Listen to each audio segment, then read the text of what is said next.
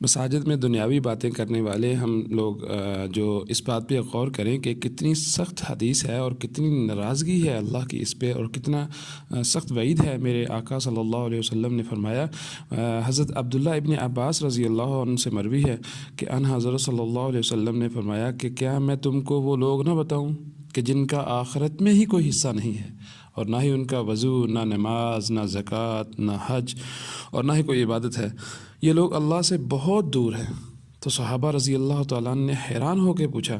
کہ یا رسول اللہ صلی اللہ علیہ وسلم کہ وہ کون لوگ ہیں؟ آپ صلی اللہ علیہ وسلم نے فرمایا کہ وہ میری امت کے وہ لوگ ہیں۔ اللہ، کان کھول کر اس بات کو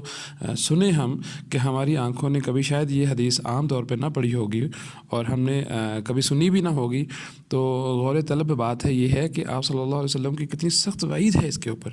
کہ میری امت کے وہ لوگ کہ جب وہ اذان سنتے ہیں تو نماز کی تیاری میں لگ جاتے ہیں،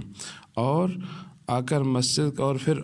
وضو کر کے مسجد کی طرف چل پڑتے ہیں، اور وہاں پہنچ کر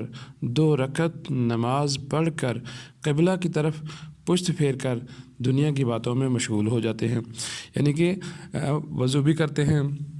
مسجد میں جا کر نماز بھی پڑھتے ہیں، نماز پڑھنے کے بعد وہ اپنا چہرہ جو ہے قبلہ کی طرف سے پھیر کر بیٹھ جاتے ہیں اور دنیاوی باتوں میں مشغول ہو جاتے ہیں۔ خدا پس باخدا فرشتے ان سے کہتے رہتے ہیں کہ اے اللہ کے دشمنوں، چپ رہو، تم پر لعنت ہو، چپ رہو۔ پھر جب وہ نماز پڑھتے ہیں تو وہ نماز ان کے منہ پر مار دی جاتی ہے، اور وہ وہاں سے اس حال پہ واپس ہوتے ہیں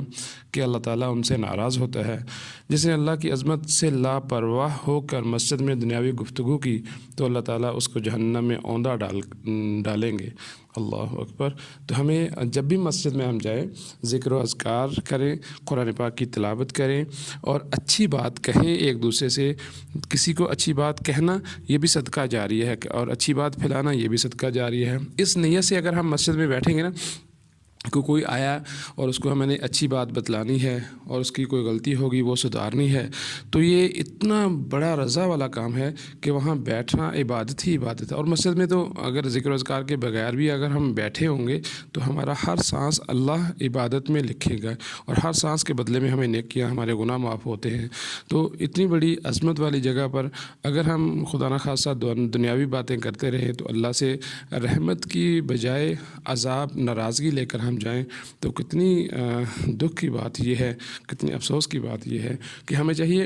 جب جیسے مسجد میں آتے ہیں تو مسجد دین کی باتیں ہوں، دین کی باتیں، اور اگر ہم بات کر بھی رہے ہوں تو دوسرے بھائی کے لیے سوچ رہے ہوں کہ ہم کیسے ان کو نماز کے لیے لے کر آ جائیں، کیسے اس بھائی سے ہم نے ملنے کے لیے جانا ہے اور وہ قرآن تلاوت اور تسبیحات کرنے والا بن جائے، 5 وقت کی نماز کے لیے جو نہیں آیا اس کے لیے ہم نے فکر کرنے والے بن جائے۔ اس کے حلقے مساجد میں قائم کیے جائیں اور اس پہ سوچا جائے۔